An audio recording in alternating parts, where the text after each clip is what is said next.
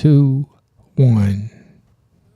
You can kick rocks if you don't like how I talk. I'm gonna keep on talking and walk my walk. Ain't changing my tone, ain't changing my song. I was born this way, been loud too long. You can hate my style, you can roll your eyes, but I ain't slowing down, I was born to rise. So kick them rocks if you don't like how I talk. I'm gonna keep on talking and walk my walk.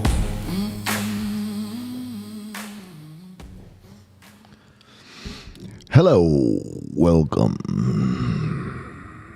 to Burbeck Garretson. I thought you maybe forgot what we were called for a second. I or almost something. did. I was thinking, Welcome to Road Sippin' Club Dirty and Matty Boy. is that where you was going to go with it? Evan? I don't fucking know what That I was doing. what was on your mind? But You got lost for a second. That's the only things I say. Sorry, I'm trying to post to our Facebook so that all of our Nice. followers can jump on this live. I just want to say that I got a notification from Spotify this week, and they told us that if you subscribe to our Spotify channel, then you guys help us out to get more new listeners. Oh, really? It'll help like promote us. or Yeah, something. it helps promote us. So the more subscribers we have to our Spotify channel or however that works, the more it publishes or it recommends our podcast to other listeners. So if you guys are feeling generous, please subscribe to our It cost you nothing. exactly. Sorry. And it's going to get me some money. So No, it will not I'm just give trying us to get money. paid. Motherfuckers just trying to get paid some money around this month. I'm trying to get this cash flow because right now it's flowing like mud around here. It will not give us money. So We're start not sending gonna make a stars and profit off of this. stars and bars and whatever it is. Yeah, I don't know how that works with like YouTube and stuff. If you can send like fun little things. We that you want can't on cash. Facebook. Venmo, Cash App. Or did we start the live on? Yeah, we're live on YouTube and we're posted on Facebook now. So hopefully our followers. So the millions of fans are about to jump in this shit. Yes, exactly. We have a little bit more of a serious episode today where we'll get a little bit deeper and get to know all of us a little bit more. But before we get into that, I have a question that I want to ask you guys. And I'm just very curious because I saw this on TikTok and I'm curious to hear your guys' thoughts on this. If you had an OnlyFans where you had to be nude, but you knew that your entire audience was males, like all your subscribers were males, but you were making what the top OnlyFans creator makes, just like something 50 million or something crazy like that a year. Ooh. Are you going to do it? I'm doing straight butthole shots. You will. Yeah, I'm showing them the hemorrhoid, everything. Okay, but is it gay? Oh, it's definitely gay. So you're okay with For 50 mil, I'm sucking. What? I'm sucking Chihuahua cock. I don't give a Wow, fuck. that slipped out. I think. No, it was Yeah. it was well thought out. No, what was how much kind of money were we talking about? we're talking like 50 million a year. 50 million a God, year. man. And what Yeah. what will I do? What extreme will I go to? Like it started with saying like if you had to like twerk for Ass naked twerking. I'd be- Yes. Oh, that shit is I'd hilarious. be doing butt naked booty scoots for 50 million a year. you would. I'd be This doing, is a change in you, bro. I remember earlier on in this podcast, you was not playing around with. Remember? Wow. I remember that, which is why I was like, I feel like it would be fun. You to probably ask thought I would again. be the one who would say yeah, and he would say no, I right? would- Yeah, I did. Well, I've ran into some financial hardships. Time You've for changed. The change. booty hole is for sale. So I'm ready to do "Come Fuck Me, Daddies" on screen if it pays 50 million a year. What if you had to look at a picture of a male, like the subscriber? What if the subscriber sent you a picture of their face and was like, you need to be like looking at my picture while you're doing like twerking or doing I'd squirt whatever. all over that picture. Are you serious? Probably not, but I'm just talking shit. But maybe, I don't know, 50 million. I could do a lot with 50 million. I don't think that people on I could get a lot of dick with 50 million. oh my my God. I don't know how OnlyFans works, if like you can see subscribers or not. If people that are subscribed to you can see who else If you get like a subscribed. profile pic or something. Well, like not that, but like I don't know. Like on Instagram, you can go on and see who's following. Yeah, like What? if you have like similar somebody that you follow somebody else, it shows their name. Yeah, so I don't know if OnlyFans shows like, oh, this person is subscribed or this person subscribed. But so what if nobody knew that your audience was males? Would you tell anybody? I'm getting butt naked. I'm telling everybody. I wouldn't more even care. subscribers. I just be. I wouldn't even care if I'm making $50 million a year just dancing nude for a bunch of dudes on OnlyFans. I would not give a fuck. Really? Yeah, like you would all know it. You guys would all know it. I'd be tapping my dick on the fucking mic, making a beat. I do all kind of weird shit for that kind of money. Oh my God. I thought that I was going to have to come up with like a lot more crazy scenarios to get I'll you be butt to finally admit that I'd be you would doing do it. butt naked What roller was this disco. thing before? Do you remember? It was like not that bad, and we were like, "Bro, who cares?" It was like, what was it? I don't Suck a dick remember. for- No, it was not the suck a dick shit. It was like I think it was OnlyFans it was legit. Just like, would you like pose for a picture or some shit if for a guy? I don't know. Well, I told you I've ran into some financial hardships, and I'm ready to do what it takes now. I'm ready. I'm committed. Is the booty hole up for sale?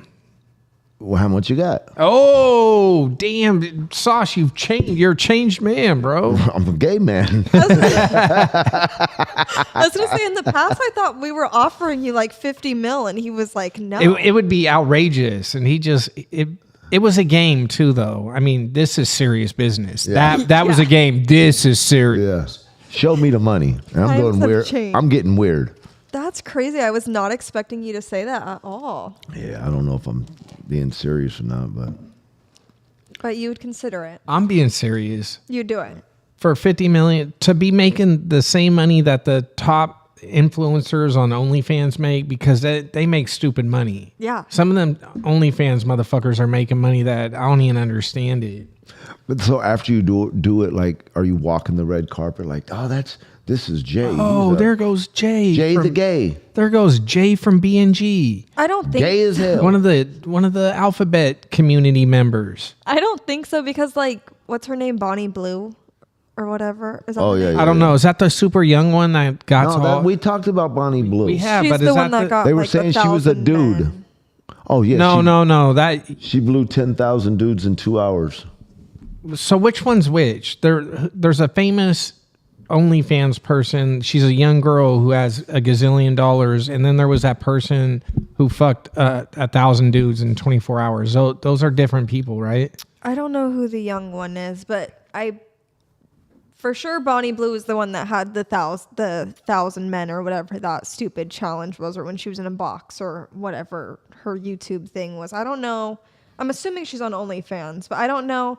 Are you thinking? I think the top paid OnlyFans model is like Cardi B or something. Oh no, my God. No, it's not. Hold on. Jesus We won't Christ. talk about this for too long because we have before, but I don't remember. But I don't. How You're not could thinking with Bella nipples like Thorne. that? Them areolas look shot the Them fuck areolas look like a helicopter landing pad. Hold on, I might be wrong. Oh, is this? Oh my God, not her name being Skylar. out. Yes. It's Skylar what? Oh, hold on, I don't think this is the right thing. Skylar May XO. Don't be shy, DM me. That's what it says. That's the Skylar top. Jacoby or something like that. It's damn near Sky, you. yeah, just one letter off of yours. That was as creative as you could have got to keep people off the trail. You added one letter. Yeah. Go join Skylar Jacoby's OnlyFans page. Has nothing to do with the Skylar we work with daily. Yeah. Oh no, it says the top is Black China and then Bella Thorne. Black China? Yeah. Isn't that the one that fucking robbed Kardashian? Oh my God, she's That's fucking... the gayest fucking pop trivia I've ever heard you know. Yeah, I don't know. I know that because she like broke his fucking gay ass heart and like mopped him for hella money and all kind. He's a fucking simp, dude. Well, yeah, she Black but China is number one on that shit. yeah, and the money is so much higher than I remember. It's $20 million a month, not a year. That's what Black China makes, $20 million a month. yeah. Yes. How, dude? What the fuck are we doing? Well, she's Why? shoving shit up her. Well, probably. It doesn't matter. Dude, so many women will do that for so much less. How is she making $20 million a month? Thank you. Wait, so let's change it. She's probably shoving things up her, like you said. Right. You're no longer twerking for your OnlyFans. It's going up the poop chute, Sauce. Now I'm sticking chopsticks up my butthole. Yes, for $20 million a month. You got any chopsticks? You're doing it. Toys, sexual toys, going up the keister. Like dildos and shit Yeah. all up the Yes. fucking 20 mil a month. all up the old fucking Hershey Highway. 20 mil a month. No, I can't do that. Really? I mean, if I'm being serious, no, I can't do no shit like that. For $20 million a month. I'd kill myself. You'd be a whore. What if Hoard nobody out your knows booty you're hole. doing it? Like what? I can wear a mask. Yeah, like it's face down. Nobody I'm knows. I'm shoving fucking potato wedges up my butthole. JoJo's So it's just your identity that you don't want. out there. Okay. Well, Can I cover my tattoos? sure. Yeah, fuck yeah. I'm shoving fucking. Everything. Every- Anything that'll don't think I fit can- and some things that probably won't. Yeah. No, 20 mil I would never do that. I would never do that. Like shove stuff up my. No, that's gay. For 20 mil a month, though. What is What's that? your price? I don't know. For 20 mil a month, how freaky are you getting with this shit? Identity unknown, I'd probably do it. Just what? Like nobody knows that it's me. Sure. Yeah, like what? Like Sexual toys, you're going to do. Yeah, or I'd like twerk on the camera or whatever they need. What for 20 million a month? Skylar. Sure. I don't even think you know how to twerk. No, I don't. You would learn.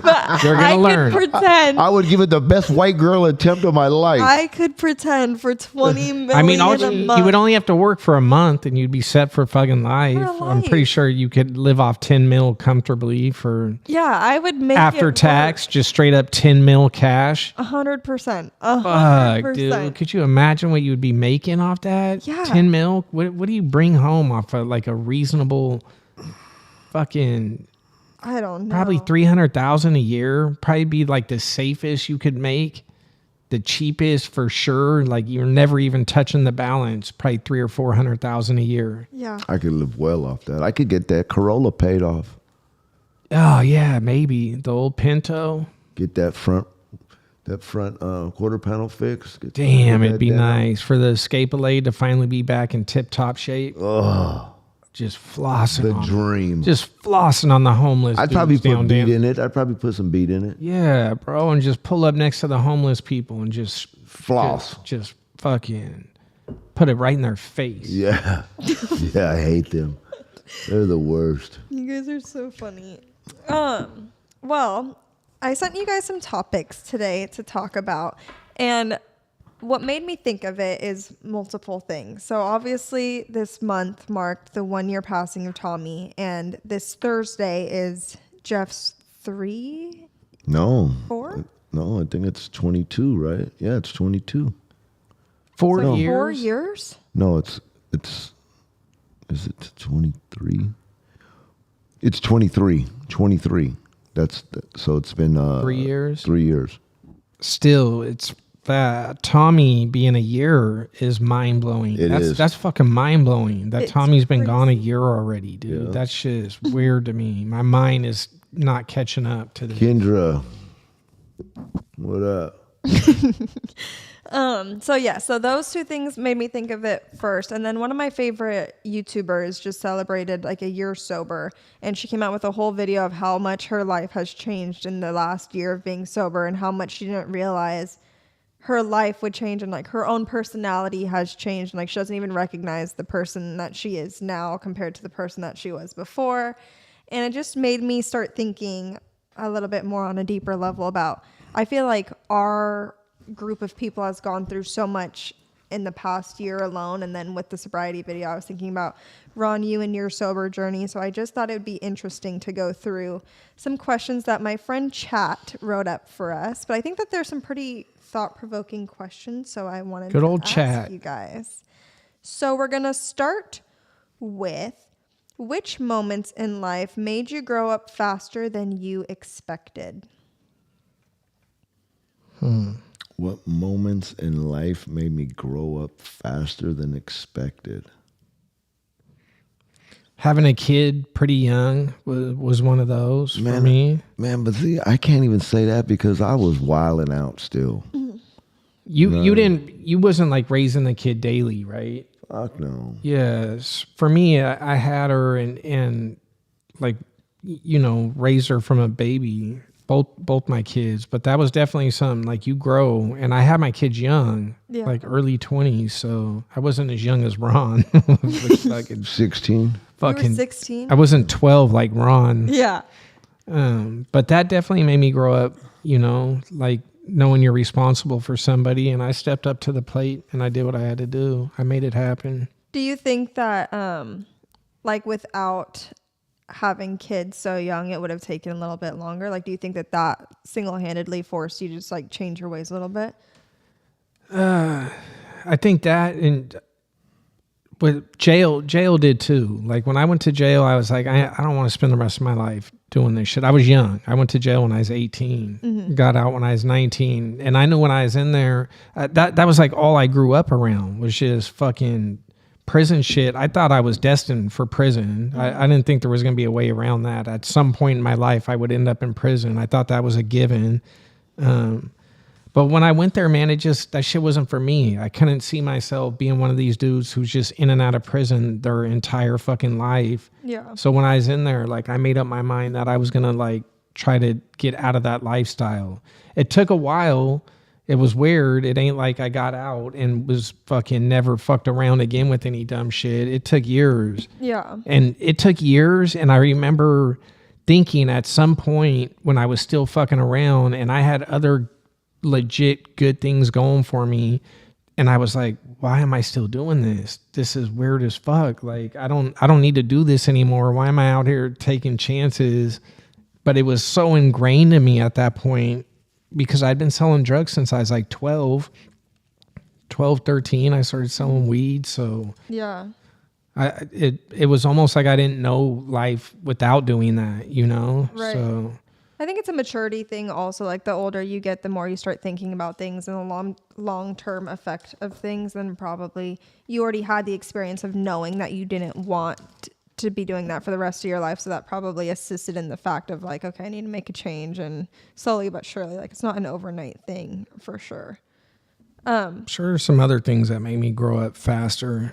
Yeah. Can't think about the top of the head. You got some, Sauce? Man, I don't know what made me grow up faster, man. Like, I feel like you did your growing up later in life, right? Yeah. And I know we'll get into the sobriety thing, but is that kind of when you was like, all right, I can't just keep fucking around like this anymore. Like this Yeah, ain't just gonna be my whole fucking life. yeah, sobriety was like a wake up moment for me.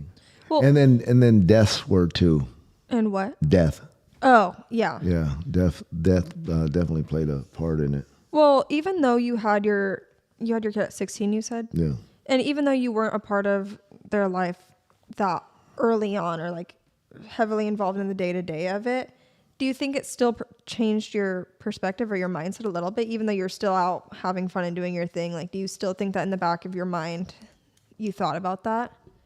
I mean, it was probably in the back of my mind, but I didn't let it stop my fucking drug use or anything like that. My fucking, what I was into, selling drugs, doing drugs and that kind of thing. But I wish I could say that it was like a profound wake-up call moment for me, but it wasn't. Well, but you were also 16. Too so I young. just feel like you were too young. young to even think about that. Like, I just feel like you can't be hard on yourself in that aspect because you're 16. Like, if I think about my brother right now, who's almost 15, if in a year he was having a kid, there's no way that he would be ready to. I know. I look at my son, my 17-year-old, he's about to be 18. And I'm thinking at your age, I had a kid that was almost 2 years old, and it's just like, fuck, like I was a kid myself. Yeah, you were. You want to know what was hella weird for me growing up? Was that by the time I turned 21, like the idea of going out and drinking, it was already, I'd been doing whatever I want to do for hella long. Yeah. So it wasn't like, it wasn't the normal progression that most people go through like the teenage years. And 16, you're driving. 18, you're starting to try to get up out of the house. 21, you're drinking. Like, I was doing whatever the fuck I wanted from like such a young age, including drinking and drugs, that when I hit 21, it wasn't like, oh yeah, I could go fucking drink now. Yeah, that Right. wasn't. Yeah, that Fuck, I wasn't was like- already hitting the bars and shit too with fake IDs and shit. I don't. It's almost like you guys grew up too fast, where like there wasn't a point where it's like this big monumental event of like something that changed you to be like, I need to. When we grow were up. 16, we were doing what 30, 35-year-olds Yeah. do, right? And when I Money was- too. The money, money. yeah, Yeah, the the money. fucking money, the partying. It was like, Yeah, and by the time I was 25, I was doing shit that 40-year-olds were fucking doing. Yeah. and it's so weird. It's like the age when most motherfuckers are going to start acting the wildest. Like they're really, hitting college, the 18 to 21, all that. By the time I was like 18, 19, I was already like chilling out. I was like, all right, like I'm fucking, Yeah. I got my girlfriend now. We're about to have a kid, all that. I was like done with it. I was almost like retired from the party life at Yeah. fucking 20 years old. You're like, I've had my experience. I'm done at this point. Yeah. I wish I would have had my wake-up call like that. We're gonna do the next question is, what parts of your life felt shaped by circumstance versus choice? What? Say it again. What parts of life felt that they were shaped by circumstance versus choice? My whole life was shaped by what circumstance. Yeah. And especially I'd said it before when I was 8 years old. I knew what the fuck I was when I was 8 years old. But you think because of like your So you think neighborhood- choice though, right? Choice. You did what you wanted to do. It wasn't circumstances or Yeah, it was where I was from. Yeah, okay. Yeah, it was almost like. But would you say it was like a means of survival almost? Because I feel like that No. would be more. I don't think it was like circumstance. survival. I just think that, like I seen and I was like, that's what I'm doing. Yeah. This is what I'm doing. Or I guess the circumstance would be the people that were surrounded by you, where you see. Yeah, that the and that's neighborhood. what Like Jay said stuff to me before, like about getting out of Richmond, or like you don't even leave Richmond or shit like that. I used to love to clown him about that. And- that he didn't leave Richmond until he was like 30 years old was the first time he It was later. Yeah. It was later than that. I used to just fuck around with you about like, I'm talking about like anywhere. Like he had never left Richmond until he was like, Yeah. Well, in my 20s, no, I didn't. I stayed in the neighborhood. It was a trip, like how I became a bartender. Like I had to go to bartending school because I didn't know nothing about bartending. I did all my drinking in the neighborhood. Wait, you actually went to bartending? I went to bartending school because I didn't know nothing about bartending. I figured that you just I got a did- job and learned it. No, as fuck you no. I went to bartending school fucking because I wanted to be a bartender to sell more dope. where was that at? Really? Yeah, Where was the bartending school at? San Francisco. How long does that take? It's 2 weeks. 2 weeks of like 8 hour. 8 hour day, like a job, 8 hour days, 5 days a week. It's something like that, 5 or 8 hours, 6 hours, something like that. I don't remember, but it was for 2 weeks. Did you have to pay? Yeah, Really? Was it expensive? it was like $700 and some dollars. Not terrible. But it was a trip because like before you even graduate from the school, they send you out to they sent me to a wedding and to a like a company party, and I still remember the name of the company. It was V8. It was called V8 whatever company. No, it wasn't Juice. It was like some computer company, and it was right across the street from fucking the Giants ballpark. Oh, okay. When that first like opened or whatever. Wasn't it? Is Delancey V8 Street? Studios was the name of it. It was right by Delancey Street. That is right there. Huh? yeah. So that was like your graduation, like you had to prove that you could bartend at like a wedding. No, they or just an sent you event? out there. They knew I could bartend. Like it was before the class was even done. Wow. And I made that $750 back before I graduated. That's Or dope. That's real crazy. close to it. Yeah, You know what I mean? I believe it. So yeah, and then I was just like, fuck, that was cool. Like, let me just keep doing this. But I got into bartending as a way to fucking you know what I was gonna do? I was gonna open a barber shop. I was gonna become a barber. I was gonna go to barber school. I'm so glad you didn't go that route. Well, because I was thinking, how can I sell more of this dope? And then I'm like, Barbershop, not nearly as much potential as a fucking bartender. and that's what I thought. Oh my God, they're already drunk. It's half done for me. Yeah. I'm gonna Yeah. fucking do this to, and that's what I did. So that's almost like circumstance versus, well, I guess it's still a bit of a choice, but like the circumstance that you needed. But that to was sell my it, so mindset. help. Yeah. That was my mindset. Yeah. Like I was doing shit in the back of Lucky's when I was, butching for Lucky's and all that. That I was using their scales to weigh dope back there. That's awesome. I That's swear to crazy. God, and weigh weed and everything on their scales. That's crazy. In the meat department, I'd be looking out for motherfuckers. Because they didn't have cameras or anything No, like back that. then, no, they Yeah. didn't. No. That's insane. Okay, Jay, what about you? You know my circumstances. I grew up in the fucking trap house. Yeah. I don't even know what me and my brother would have been like had we grown up differently. It's hard to imagine. Yeah. Because, I mean, that's all we knew from the beginning of our lives. That was it. Right. It was fucking madness. So you're used to that growing up, so you don't really know any difference. So it just feels like. But the funny thing is when I was real young, I didn't really start embracing that and like leaning into it until I was like maybe like 14. When I was real young, I didn't want any part of it. I was like, I wanted to do good. I wanted to do good in school, and I loved sports and shit like that. And then it was just, I don't know, just constantly being around it and susceptible. And then you start having a drink here and there. You like drinking, you like fucking girls. So everything was like, man, fuck this. I'm getting in. They all kind of go hand in hand, too. Yeah. It's funny because Kendra right there is fucking commenting and shit. And her father is a big reason of why I turned out the way I turned out. Really? Yeah, her dad. When I seen at 8 years old, I seen him. Oh. That's him. Yeah, that's Kendra's the guy. dad. His name was Ken. He had the Harley. Yeah, he had the Harley. Okay. Kendra, that makes you sense. said me too, Jay. In what regard? You wanted to be good when you was younger, before the madness consumed you. No, she before she wanted to sell dope. before the circumstances got the better of you, or what? Well, we can Let's see what she lean. said. We can lean into the next subject of sobriety if we want to get into that. Speaking Whatever you want to, I don't care. of the neighbor, I'm an open book. how has sobriety changed the way that you experience everyday life? Oh, not so much now because it's so, like, this is what I do. Sobriety is what I do. I don't normal. drink. I'm hardly ever tempted by drinking. But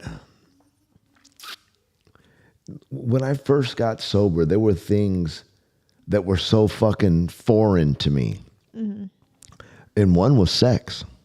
Really? Wow, just because you have been using drugs to do it for so long, it was like, I don't think I've ever had sex not on something my whole life until I found sobriety. wow. It was so fucking awkward. I was gonna say, can I ask you like a honest Awkward. question? Did you enjoy it less at Yes. first? Yeah. Yes, I did. Because it can was imagine. fucking weird. Like, I feel like I needed something. Like, if, getting pussy's great, but fucking, let me slam You a was few- used to just everything else being involved with it. Yes, it was fucking weird. Yeah. And so that was a big fucking, like, whoa. Was it a mind fuck? Did it fuck with your performance? I don't remember. I just remember, and I remember the exact situation. I remember this because I was blown away. Like, fuck, I'm sober for this. Like, yeah. fuck. I I can should have, imagine. because she was a sober girl too, and I should have told her something, but I was kind of woed the fuck out, or maybe even a little embarrassed that I was feeling this way, and I felt really odd. I felt like almost like a kid. I was gonna say it's a kind of almost like an insecure feeling, like Yeah. in that moment. Would you say? Yeah, I felt like, I don't know. It just felt so odd.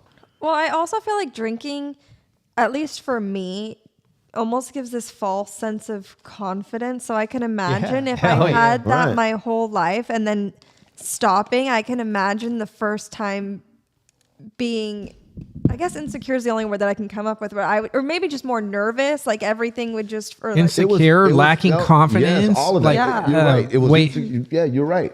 Yeah. way too just way too self-conscious about everything. It's the first time you're doing something like that sober. Like everything was real now. Yeah. It wasn't like fucking, you know. Yeah. A lot of times I'd be having sex with chicks when I was drunk, talking shit to them. Just being a dick while during sex. while doing sex. Whatever you call it. I believe it. Would you say, like, when I was watching this girl tell her story about being sober after her, basically same thing, like her whole life of drinking and being a kid and drinking, growing up in that environment, she said that a big part of her trying to become sober was the nerves that she wouldn't be okay in social situations anymore. And she was like, I just felt like everybody that liked me only knew the drunk me. Yeah. So I was invited to things because I was this drunk party animal. And she's like, I was nervous that now everybody that I knew wouldn't want to be around me anymore because they don't recognize this version of me. I think I may have even said this in a podcast, but when I got sober, I wouldn't go to meetings where in cities that I was possibly known at, like locally, I wouldn't go. I would go outside of my area. Or to like an AA meeting? I would go to Berkeley and Oak. I knew I wasn't going to run into nobody in an AA meeting in Berkeley. Yeah. Or Oakland. You know what I mean? Like it was almost impossible that I would, you know, and it's a trip now that I look back on it. I didn't give a fuck who saw me fucked up. Yeah. But I cared who saw me sober. Hell yeah. That's how backwards my fucking mind was. Oh God, that's a trip. But do you think it's because you're more aware of who you are in this, like when you're sober? When you're drunk, you don't really care. But when I think you're sober, embarrassed, right? Because you're this dude who's living this lifestyle, and now you're sober, and it seems I like felt weak. yeah, it I seems felt like weak. or like a dorky thing to do, huh? Right. Like you're some square guy now who's all sober hitting meetings. It was almost Right. like telling, like people were like, you know, what do you do? Like I go to meetings. It was almost like telling them I go to church. It was the same kind of thing, you know. Yeah. What I mean? Yeah. It was kind of embarrassing. I felt kind of like a loser. Yeah. Like I don't know. I just felt weird about it. No, I understand. But do you think, so you said that you were nervous to go to an AA meeting in an area where people would possibly recognize you, but did you ever think that the people that would be in the meeting would almost respect what you're doing because they're doing the same thing? Like if somebody were to recognize you. I didn't see it that way. I didn't look at it that way. Yeah. So a lot of times self-conscious shit like that doesn't seem logical, right? It Like you're wasn't. not, like everything you just explained isn't a logical thing. You didn't give a fuck about people seeing you fucked up, doing drugs, Nope. fucking snorting blow, drinking, doing all that shit. But you was embarrassed as fuck for somebody to see you sober at an AA meeting. And trying to do better. yeah. I was embarrassed. I felt weak. It made me feel really weak. I remember that was a big feeling I felt was weak. Did you ever have people make fun of you or do any of the things that you were worried about happening? No. Really? No, Not even one? No. You know, a lot of times we future trip so hard. Like I'll think the motherfucking, I'll have this whole fucking situation thought out, the ending, beginning, middle, ending, everything, and not one part of it come true. Yeah. But in my brain, I've already thought it completely through. Yeah. So I was kind of like that, you know. Yeah. So no, I never thought that, like, it's funny you say that because I never thought that, like, oh, they're in a meeting too. Right. It was like, you know, being caught in Kmart when you were little, but this motherfucker's in Kmart too. I didn't look at it that way. Kmart was, It's a good way of spinning it, because I would have same things like that. Or if I was at like Justice buying my clothes and there was what's Justice? It was like this girly store, but everything was very frilly and like sparkly and stuff like that. And there was a certain age where I don't know what it was amongst my generation that if you were still wearing Justice, like you were a nerd. And I liked it still, and so I would go, but I would be so embarrassed that somebody might see me in there. But if they're in there, then Yeah, they're doing the they're same doing thing. the I same thing. never, that thought never crossed my mind. Interesting. Jay, you are not completely sober, but you've done sober months before, right? Yeah. Do you notice any difference in the way that you feel like? I've never done it for long enough. And the recent one I did with this anxiety shit was I had too much other shit going on mentally to know, like, I don't know, to know what it would have done to me with like a different mind frame. Yeah. Like if I hadn't been having the anxiety and I tried to go sober off booze for, let's say a reasonable amount of time, like 6 months. I've never been able to do that. The longest I went when I was You've never tried also. yeah. I tried recently, but like I said, there's kind of underlying anxiety shit that's bothering me. So it was hard to tell. Right. The longest I'd gone before, when I was in my 20s, man, I didn't drink on the regular either. I don't know how. I would probably go a month here and a month there without drinking because when the kids were young, I wasn't drinking a lot. Yeah. I didn't do a whole lot of partying and shit. And I never really was the type that drank at home for a long time. So I would say the most I got under my belt would be like a month here or a month there on like a challenge, a little dry out. And I would never get to a point where like, oh, wow, I feel so much better that I'm not drinking. I should really stop drinking. It never gave me that feeling to where it was like it never incentivized me to be like, I'm fucking got so much more energy or I'm so much happier. I never got to that point. Right. Ron, correct me if I'm wrong. Were you like drunk at all times basically? Or were you like just a night thing or like a weekend thing? Or was it like you wake up and you start drinking? Like, Well, there was times where I woke up drinking. There was times where I was mostly high off drugs, but I was always drinking at some point. But I drank a lot, but drugs was more of the constant. Even I remember in 2002, I stopped smoking weed, and that was rough. That's when I started smoking cigarettes. I never smoked a fucking cigarette until I was 32 years old. yeah. 30, whatever, how I was in 2002. But what was the question? Well, I was just asking if you were drinking like all day long, or if it was a nighttime thing. Because I was just trying to say that I imagine that A lot of days of the week, yes, it'd be like partying. Okay. Yeah. Because I can imagine that being sober from having an occasional drink here and there or drinking on weekends or whatever, there's probably a more dramatic difference from going to that and going sober from going to like multiple times a week and going sober. And I would imagine that your lifestyle and You know how I opinions can tell on it that changed. that I was pretty like abusive to alcohol? If you look at my nose, I have busted vessels in my nose right here. From drinking? Yes, I think that has a lot to do with it. Really? Yeah, you ever see alcoholics with big fucking ugly fucking noses? Them old alcoholics, their nose will be ugly as fuck. It's because all them blood vessels burst in it and shit. And it's all fucked up. I wonder where the correlation is or like why that happens. But my nose has busted blood vessels in it. Ron, you don't have to answer this if you don't want to, but one of the things she had said in her video was that the first time she realized that she had a drinking problem was when one of her friends called her an alcoholic who also was drinking frequently, but she was like, there was something to be said about the way that he acted when he was drunk because he was more of a quiet, reserved drunk, I guess. And she was like, where I was off the rails, just standing on tables everywhere, whatever. And she was like, him saying that I'm an alcoholic was like the first time that it hit me that I have a problem. Would you say that there was a time where somebody called you out on it, where it hit you for the first time? So I had told you about this trip where I thought I was going crazy, and I packed up my car and I ended up in Portland, Oregon. And there was some stuff going on in Portland, Oregon. I was very, I was kind of intimidated. I hadn't drank that day. I drank the night before. And I got to Portland, Oregon the next day, and I was really overwhelmed walking around the city of Portland by myself, not knowing, what was going on with me. And then I tried to go to this bar, and I couldn't get in the bar because the door wouldn't open, but I could see the people, all this weird shit. So I go to a Starbucks. I remember exactly. I ordered a white hot chocolate. It was raining. I called my mom and I started crying, and told her, Mom, I think I'm losing my mind. I think I'm going crazy.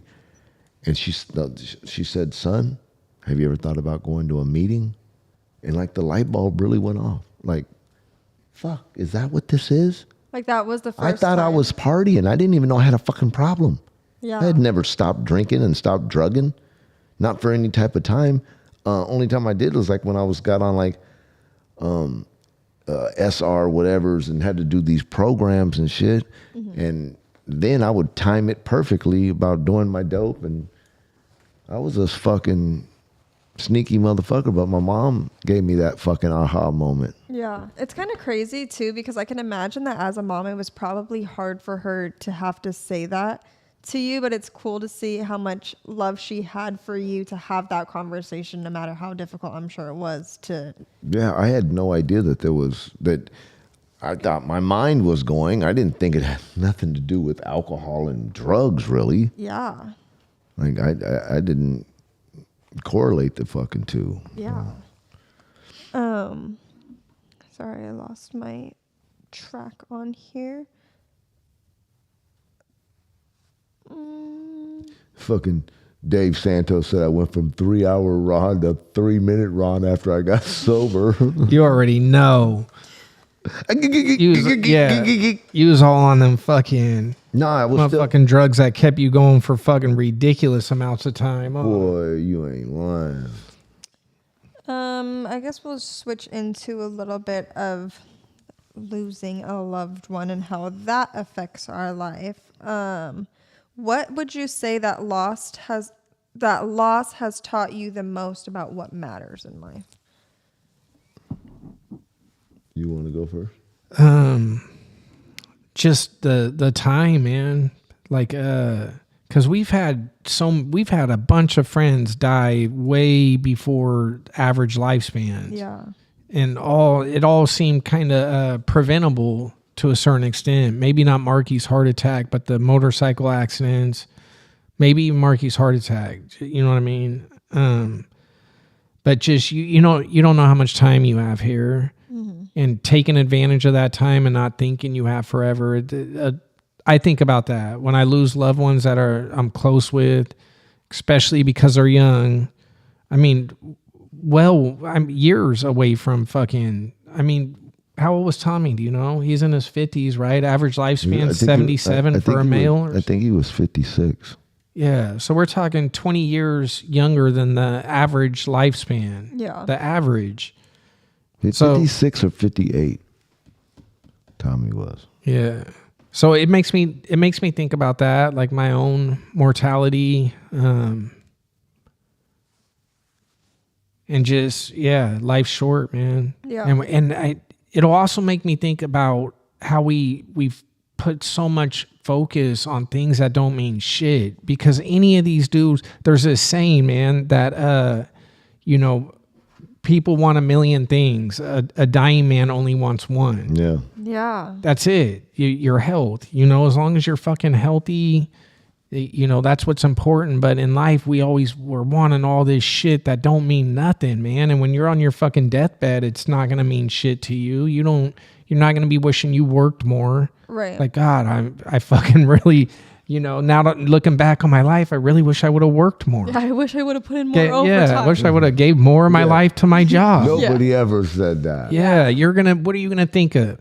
You're gonna think about your friends and your family and be wishing you spent more time with them. Mm-hmm. Quality, good time, not sitting there on your fucking phone. Like, I'm getting long-winded, but that's the things I think about when I lose a loved one. For sure.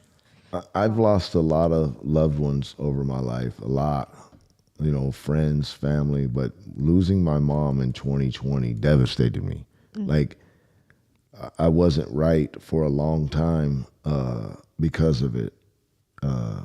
Jay knows I fucking still cried about it. Yeah. I mean, for a while, man. For a while. It took me a long time to get to where I'm at with it, and I still talk to that woman every day. Yeah. Jeff's life impacted me hard. Chava's death really hit me hard. Tommy's death hit me hard. And when Tommy died, it changed because of the way Tommy was, the way he was, it changed my outlook on life. Meaning, like, I had all these fucking, everybody knows I'm a shoe whore. I had all these fucking Jordans that I was never going to fucking wear. I just had them. And I started saying, fuck it. And I took a bunch of shoes and I sold them. Because what the fuck am I holding on to shoes for that I'm never going to wear? So now every pair of shoes I have, I'm going to wear these motherfuckers. Because Tommy would have. Tommy didn't have. He weird- would, yeah. There ain't no way. There ain't That no fool, way. he didn't care about shit like that. He bro. didn't. He did not give a fuck, bro.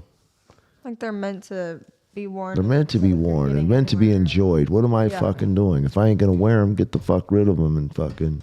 Tommy reminds me of one of those in the moment dudes. Yeah, he Like was. Yeah. he was just living life in the moment, man. He wasn't thinking too far into the past and too far into the future. He was And right there. enjoying everything he Yeah.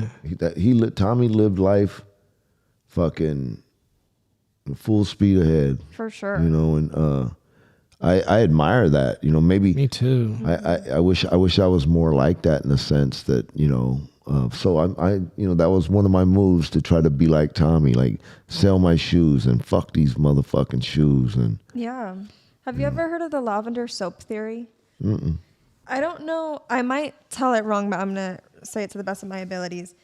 Basically, it started from this girl who had like a lavender soap or something.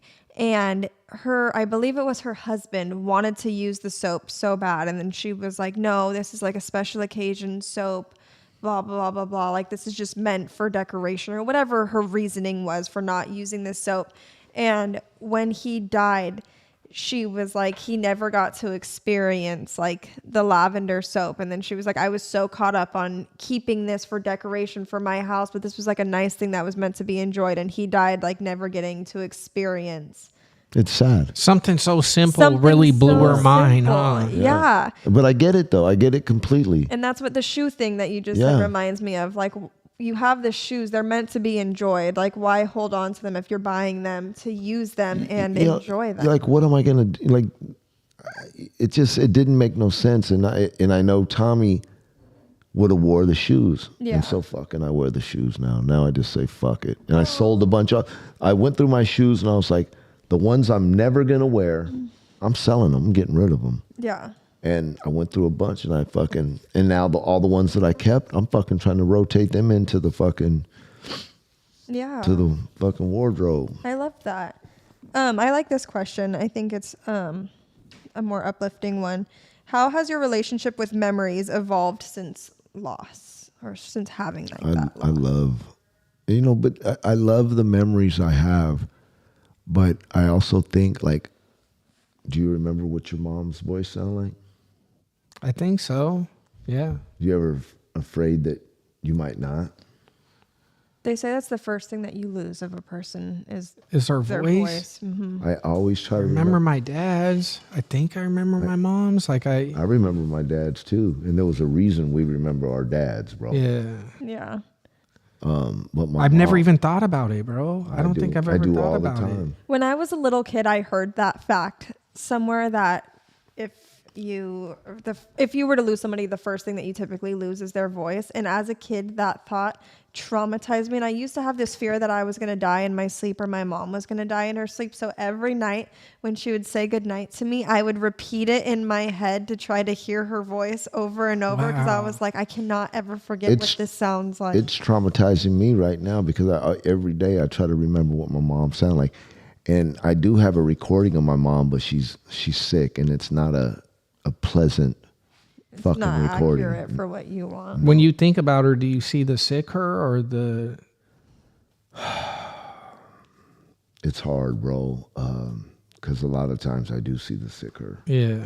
you know, and I don't want to see that, but I was there, you know, Yeah. and I seen things that I can't shake out of my head. But if I can remember how my mom looked when I was little. My mom was very pretty when I was little, and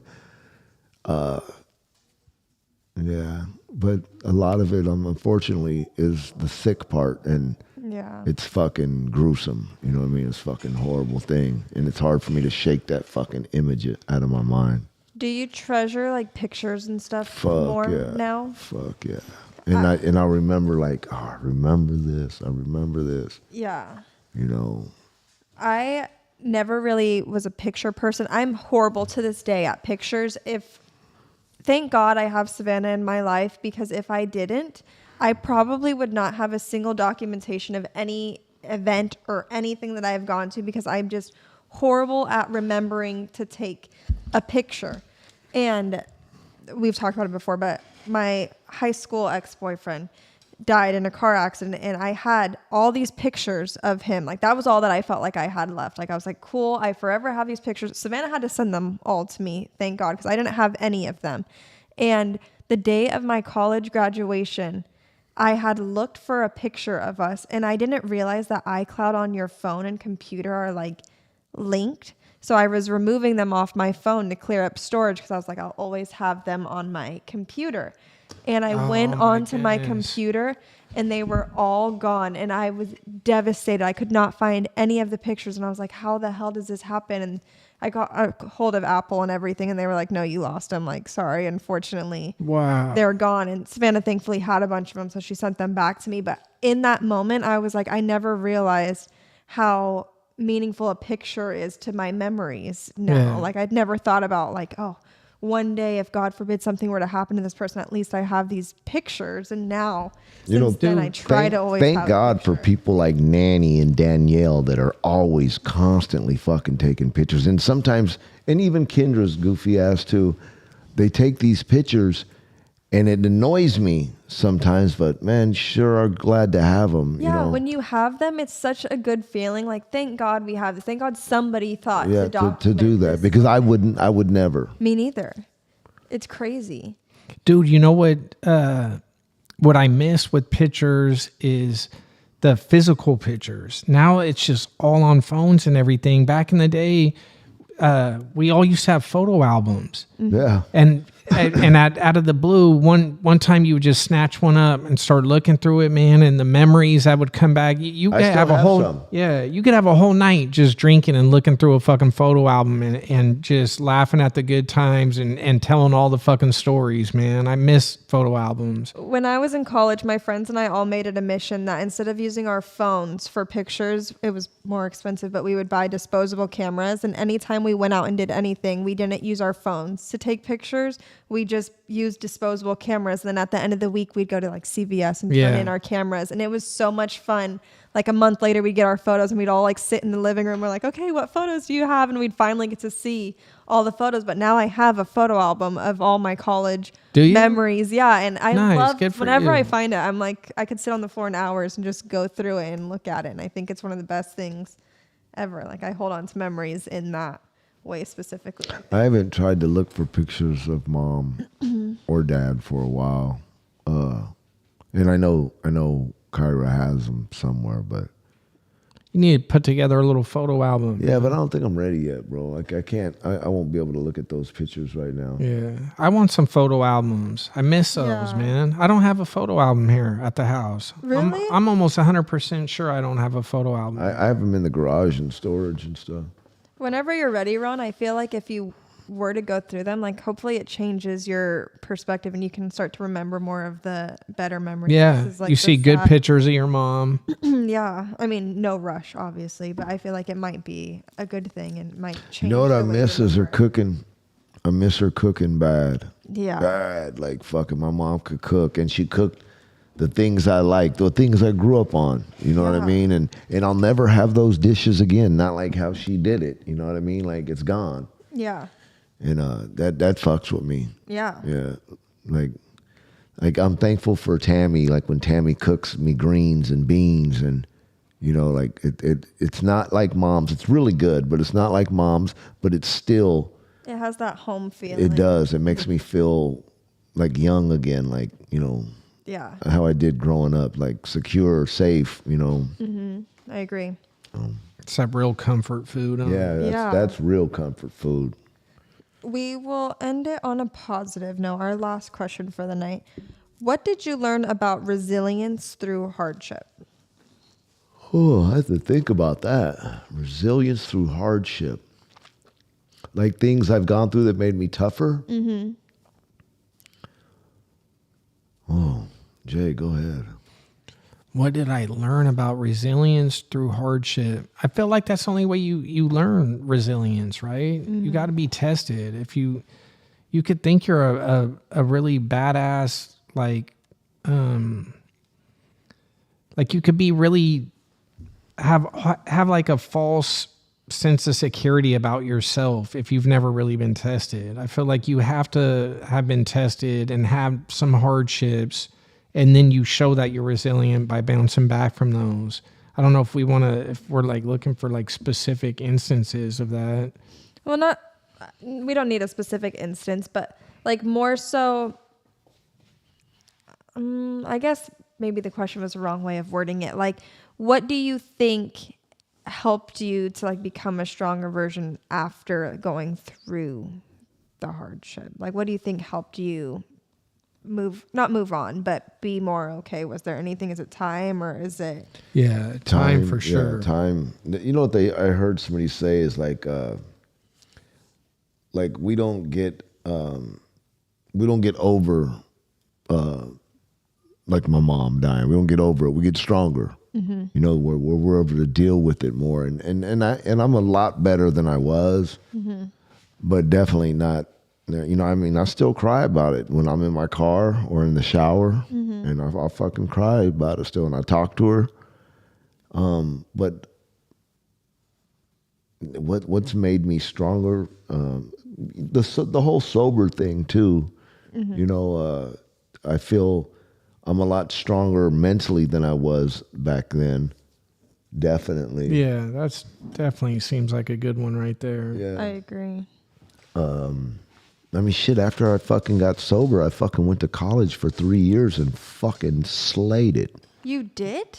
Yes. I never knew this either. Yeah, I went to college for 3 years. Wow, that's awesome. Yeah, fucking, I killed it. Wow. Did that surprise you? 6 Was semesters? No, it didn't surprise me at all, bro. Because I focused. I said, okay, this is what I'm fucking doing now. This is all I'm doing. I went to school and I fucking killed it. Well, and you're so Was you smart. good at writing papers and shit like that too? Amazing at writing papers, but they'd want you to do it on computer. And I'd tell my teacher, I don't know how to use a computer. She's like, Ron, we have to learn, you know? And so being me, I'd pay one of my classmates, I'd write the paper and then have them type it. And Damn, you would handwrite your shit, huh? dude, I got fucking 2 different I got 2 grants and a scholarship for fucking writing papers. Nice. Ron, look at Yeah. you go. You're a reader also, though. Yeah, so I'm a that reader. definitely helps with writing. Yeah, and fucking I fucking killed it. I got the highest fucking grant at He's the part time. of academia. Yeah. I got the highest grant ever issued at the time. I think it was for that Contra Costa College or some college, you know, that they had ever granted at the time. Wow. And they still owe me $1,250 from that fucking. Them motherfuckers better get right with you, bro. like, We ain't letting that shit slide. I would have had to go back to school again. Oh. You know what I mean? Like they'd give you this much this semester, this much. You know, they didn't give it to you fucking blop like that. Yeah.